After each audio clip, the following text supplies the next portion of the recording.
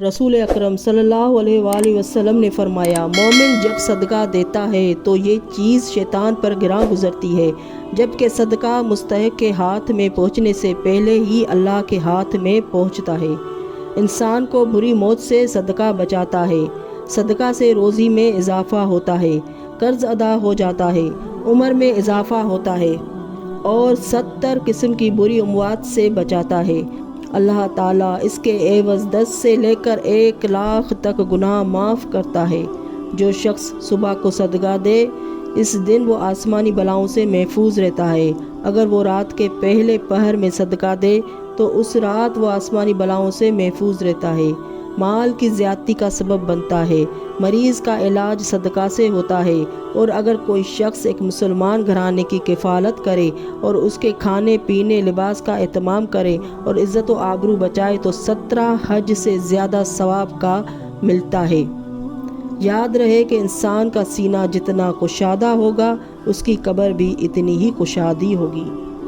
कुरान पाक सूरह तौबा में इरशाद बारी ताला है, आप सल्लल्लाहु अलैहि वसल्लम इनके अम्वाल की ज़कात ले लिया कीजिए, जिसके ज़रिए से आप सल्लल्लाहु अलैहि वसल्लम उन्हें पाक कर दीजिए और उन्हें बरकत भी दे दीजिए और उनके लिए दुआए खैर और रहमत भी फरमाइए।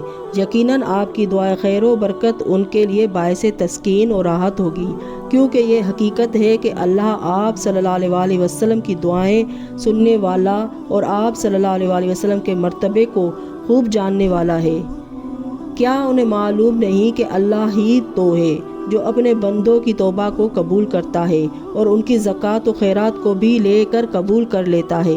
ये इसलिए है कि अल्लाह बहुत माफ़ करने वाला और बड़ा रहम करने वाला है।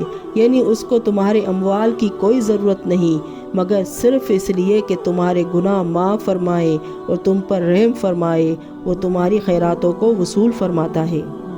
कुरान में है, जो माल हमने तुमको दिया है उसमें से इस वक्त से पेशतर खर्च कर लो कि तुम में से किसी की मौत आ जाए तो उस वक्त कहने लगे कि ए मेरे परवरदिगार, तूने मुझे थोड़ी सी और मोहलत क्यों ना दी ताकि मैं खैरात कर लेता और नेक लोगों में दाखिल हो जाता। कहते हैं कि अगर दुनिया में 1 रुपया राह खुदा में खर्च किया जाए तो 10 गुना ज़्यादा मिलता है और 70 आखिरत में मिलेंगे। लेकिन अगर कोई शख्स अपने मुर्दे की तरफ से सदका करे तो मरने वाले को 700 नेकियां मिलेंगी, और जब वो इंसान खुद दूसरे जहां जाएगा तो उसको आलम बरज़ख में 7,000 नेकियां मिलेंगी।